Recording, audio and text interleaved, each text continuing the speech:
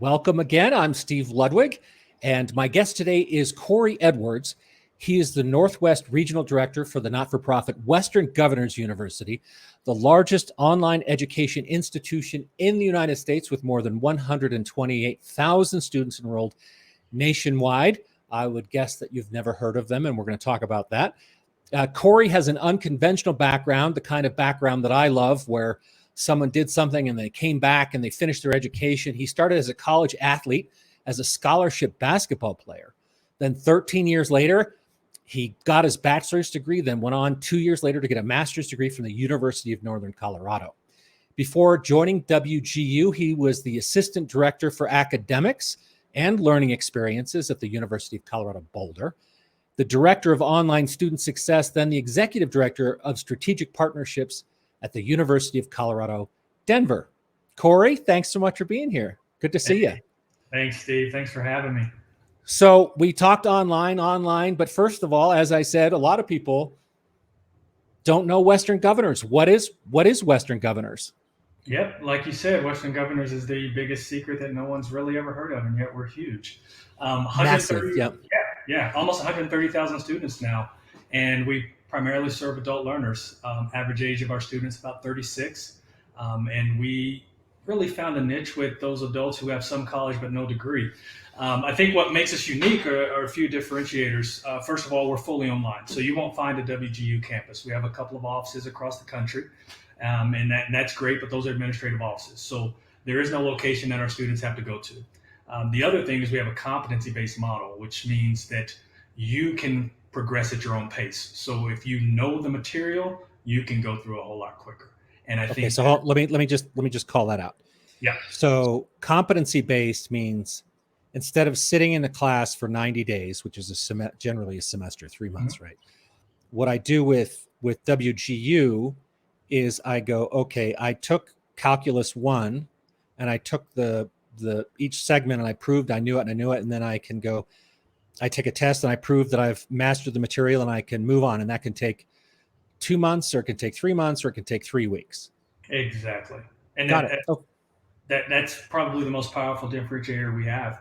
I think another unique thing that we have is our disaggregated faculty, where we have just the unparalleled student support.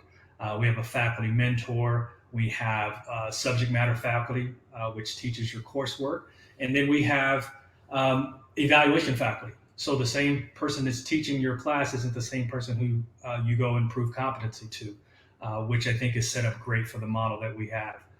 And then we have low tuition, right? So let me get that. Hold on, I just want to get disaggregated properly.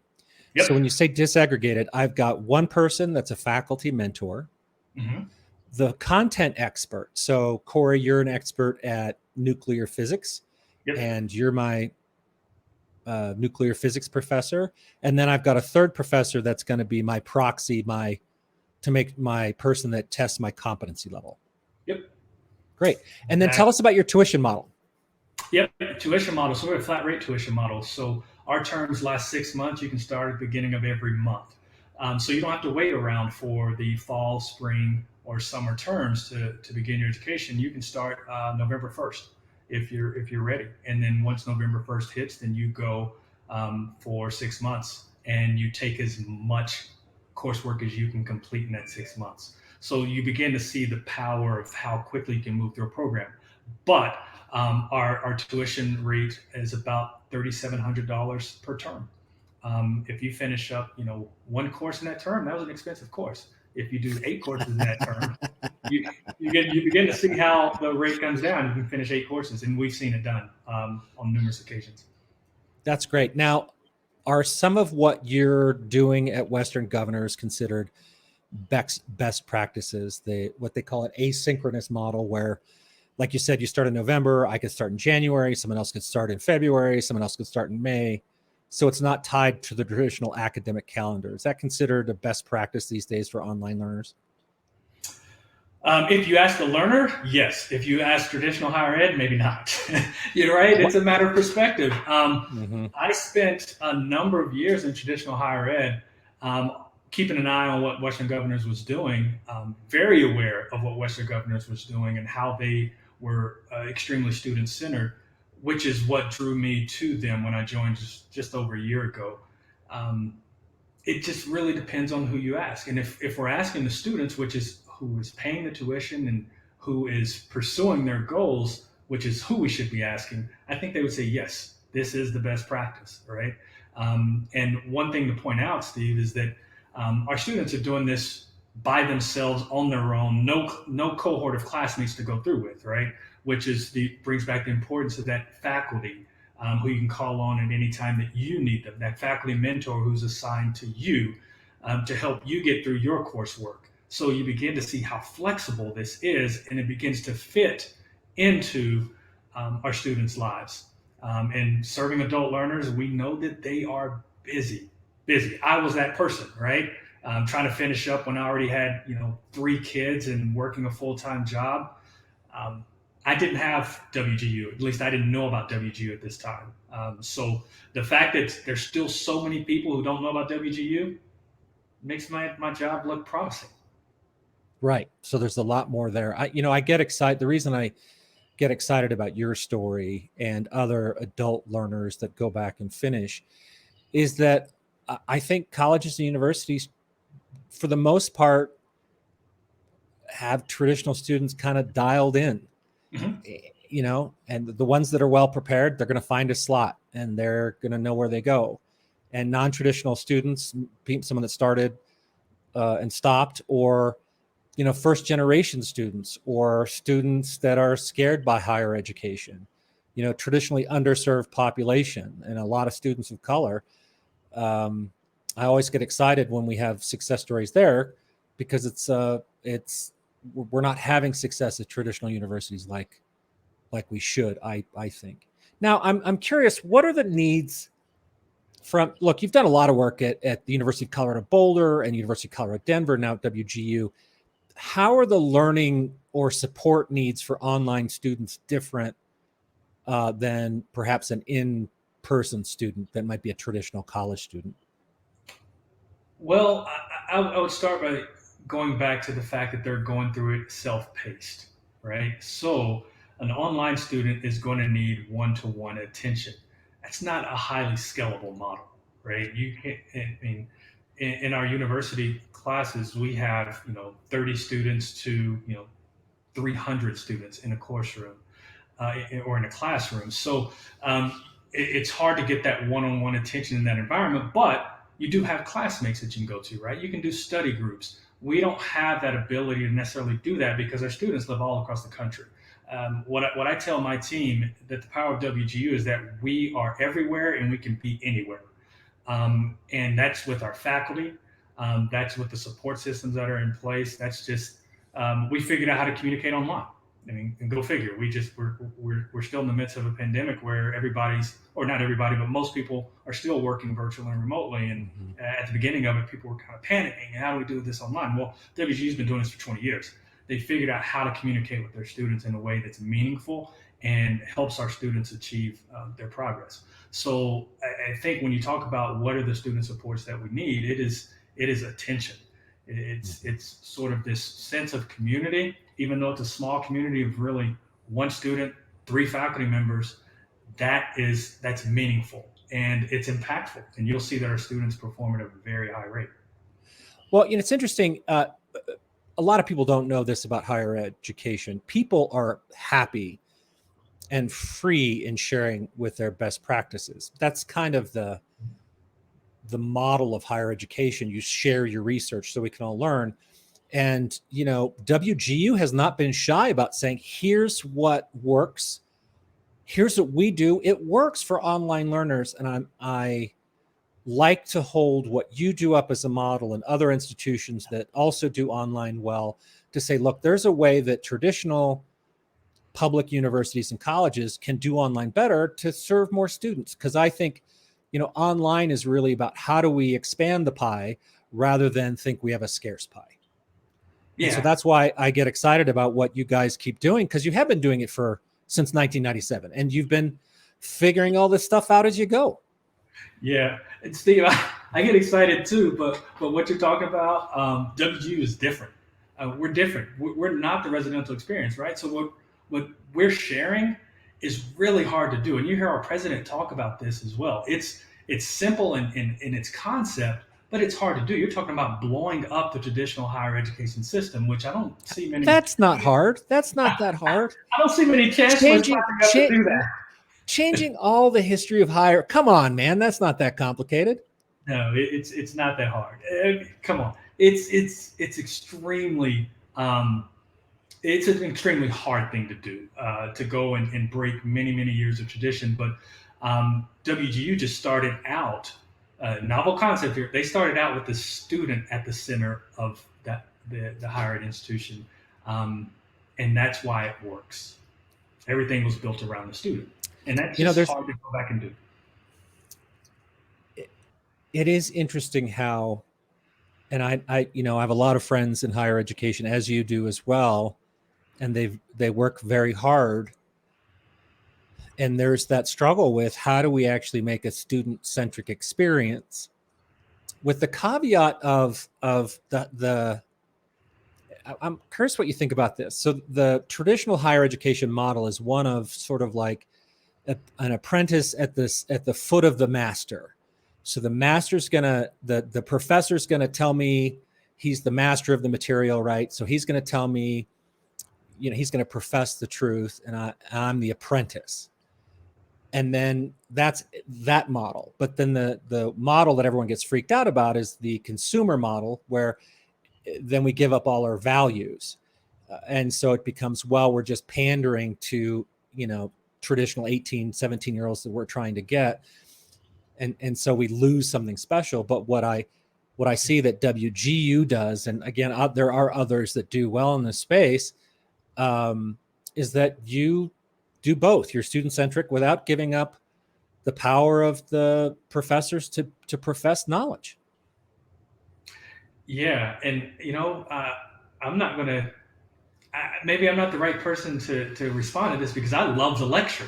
I mean, I'm the guy who first to the class, sitting on the front row because I loved hearing from wisdom, right? But that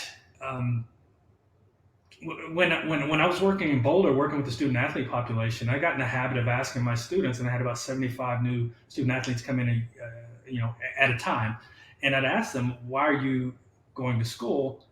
And without fail, they say to get a job. That's just a different approach and different mindset to going to college than it was back in the day. I don't. So that's interesting. It's interesting that I would suggest that it might not have been.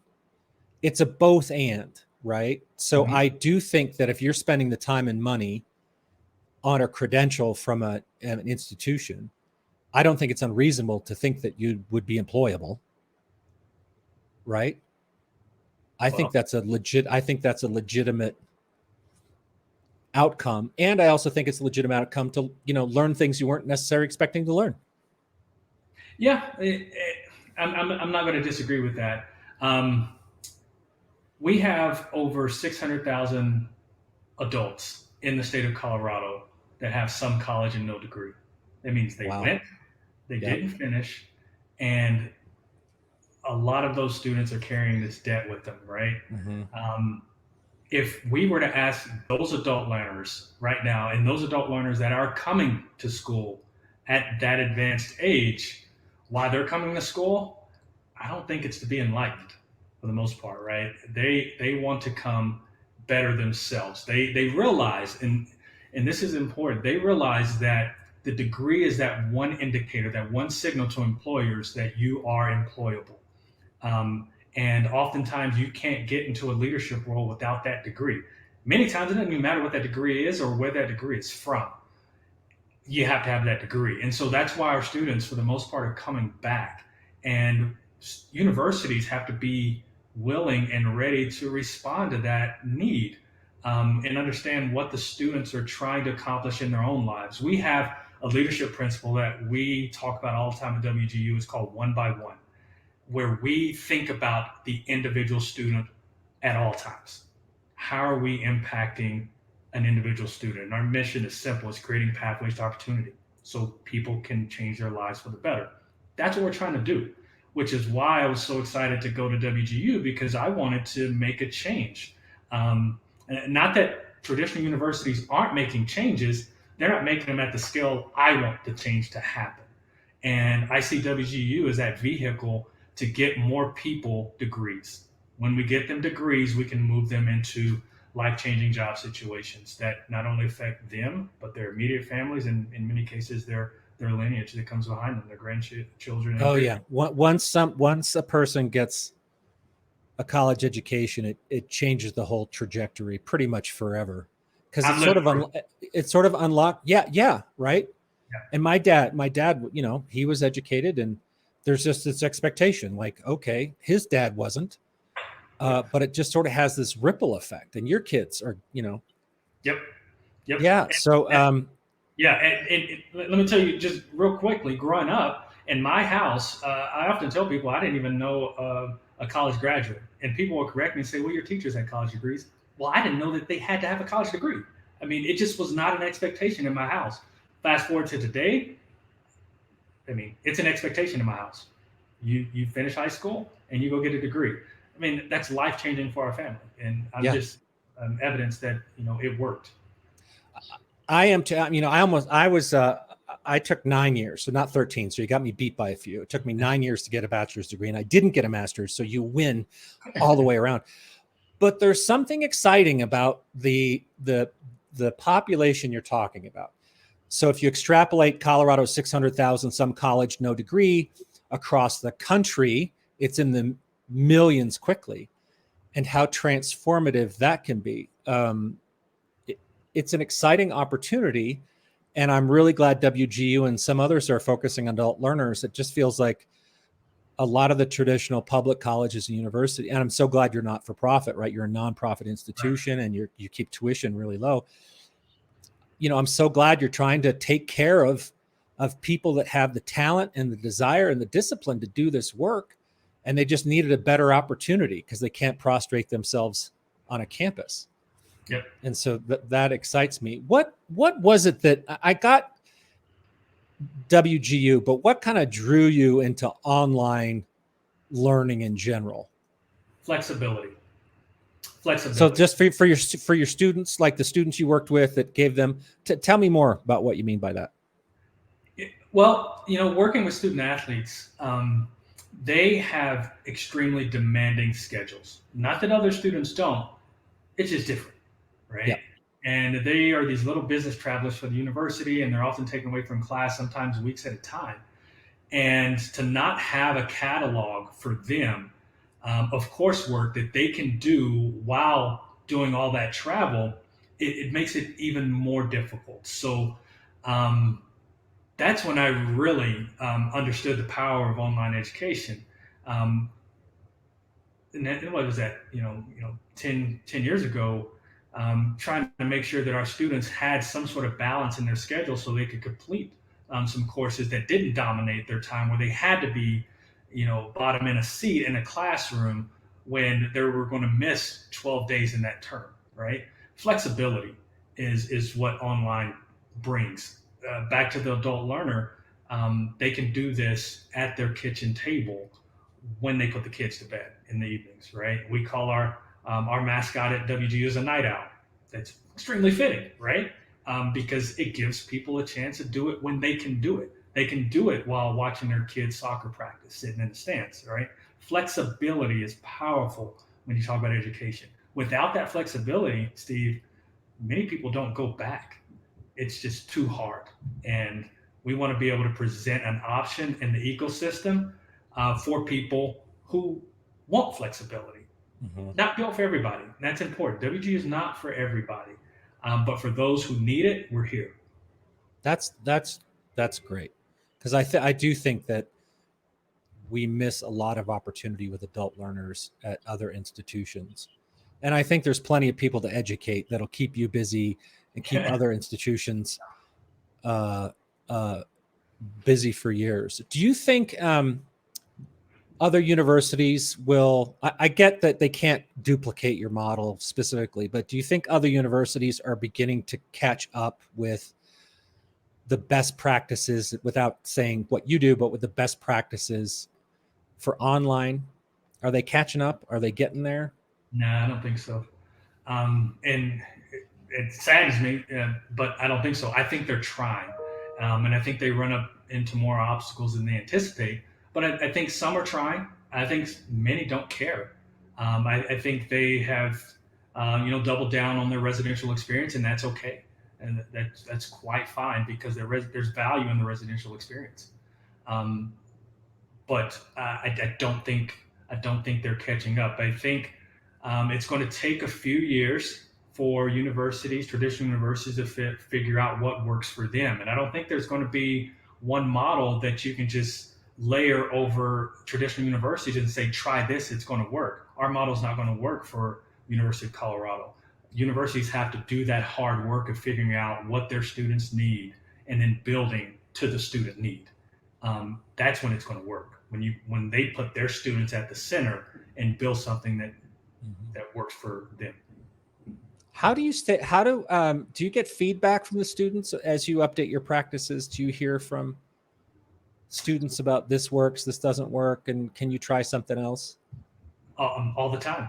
With our faculty mentors meeting with students every week, we get real time feedback, real time actionable feedback that then is escalated to the appropriate teams and implemented. Now, I know we've talked about, besides flexibility. I'm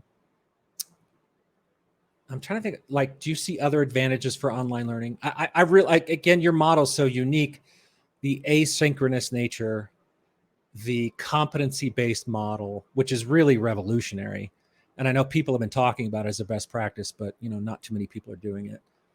Are there some other advantages? Or is it just like, look, man, I have a job, I have a family, I don't have time to go to campus, I got to do it this way? Yeah, I think so. And I think it exists within our companies and our large employers. It's hard oftentimes. So what the audience may not understand or know is that the government gives an IRS allowance of $5,250 a year for employers to pay for their employees to go back to school, right?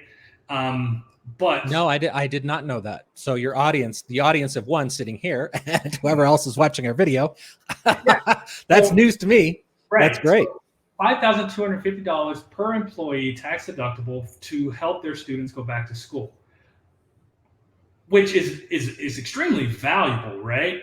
And employers are always finding ways to develop their talent, and higher ed can do that. Traditional, online, or otherwise, higher ed can do that in any form or fashion. But when your employee is required to go sit in a classroom and take time from the workday, employers don't want to do that, right? So we need to find a way to provide that flexibility within the employer.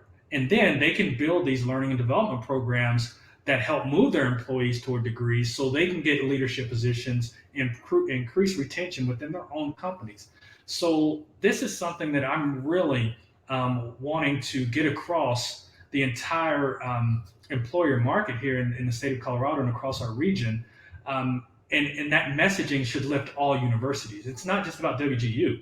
I think our traditional universities in the state and across our region should be offering online programs to serve that population, because we have a lot of incumbent workers sitting at places that can't go back to school and can't get to that next promotion because they can't get a degree and they can't take off work to get a degree.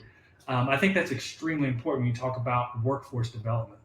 You've been talking to a lot of business leaders over the past years. What are you hearing from them about all this? Because it sounds like what you're talking about, it's like, oh, that fills a really specific need. I know that companies are looking as talent development as one way as a retention tool, which is incredibly important, especially there's so much competition for talent these days. Yeah, well, there's been a lot of skepticism in the media about higher ed not being able to produce workforce ready talent, right? And so that's one of the first questions you hear is, how are you going to get our people ready for whatever it is that comes next, all right? So that's one. The second is, how are you going to build something that works for my employees, right? Not just your psychology degree, but a psychology degree or whatever the degree is that's going to um, move the needle for my business. We see that a lot. So employers are wanting to see some customization, something that not only is going to benefit that employee, but it's going to benefit the company. They don't necessarily want to train someone to leave. Yeah, um, no, and that makes sense. It's a win-win. It's a win for the employee, and it's a win for the business. And you talk about psychology. Well, it's the psychology of the workplace, yeah, or employee development psychology, or all the things that psychology applies in the workplace. And I'm sure there's 100 other examples yeah, that really make sense to me. yeah. And there are a lot of really strong leaders in the Denver metro area specifically who really want to develop their talent and do the best thing for the employee. I You know? think that's would be modeled across the country, and that's just great to hear, especially since you have um, direct contact with so many of these folks. Well, Yes. Corey, this has been a very interesting conversation. Did I not ask anything you wanted to address? I think we've realized how fabulous WGU is. I like WGU and I like what they do. Yeah. I would say let's talk about the people again. If you have a few minutes, I think I'm in the people business. Bottom line, I want to see people succeed, and everything I do, it's about people succeeding, and that population that we're serving often gets overlooked, and there isn't programming specifically designed for them. In particular, I'm a professional of color. I was a student of color, right? That is something that drives me because we're underrepresented in college and universities all across the country. All over. Right. And for whatever reason, it happens. And WGU has really invested and committed into our equitable access initiatives, whether it be providing scholarships, providing resources like equipment, providing the additional financial aid, providing the supports. I think that's important for every university to do to increase their numbers and more reflect our country. I mean, our country is a diverse place in terms of race and ethnicity, but our classrooms are not. Our Yeah. faculty are not. Our student support systems are not. I think that's very important because if everyone can adopt sort of our leadership principle one by one, we begin to lift people, and I'm all about lifting people up into the better versions of themselves. I think it's the right thing to do, full stop. But there's also a very selfish reason to do it. Our country won't survive if we don't fix the imbalance. It just doesn't work that way. And we're setting ourselves up for long-term failure if we do not address the diversity and equity questions properly. Yeah. So and I'm absolutely totally with you on that one. Yeah. Well, just Denver alone, just to take an acute example, if with our Denver public school system being over 50% Hispanic, these are going to be the leaders in our community who are making decisions and making purchasing decisions, right? And if they're not catered to, if they're not seen, if they don't feel represented, um, it's going to change the landscape of business in our own city. And so I think that's why you see a lot of leaders working really, really hard to make Colorado an inclusive economy where everyone is represented and has access to opportunity, realistic access to opportunity. It's one thing to say, my family immigrated here for opportunity, and then, they find themselves, in a low income neighborhood. But we're talking about realistic access to opportunity where people can go get that education, get that good job that pays a livable wage, and then can move into leadership roles and do the same for others. Yeah. Super exciting stuff. Yeah. All right, Corey, thank you for your time. Where can people find you? LinkedIn? LinkedIn is Best where I place? live. Yep. Yeah, got it. Corey Edwards. Yeah. You won't see my photo there because I protect it until you become my friend. So be my friend. All right. Thanks again. This was a great conversation. Really appreciate your time. Thanks, Steve. Good to chat with you, man. Thanks.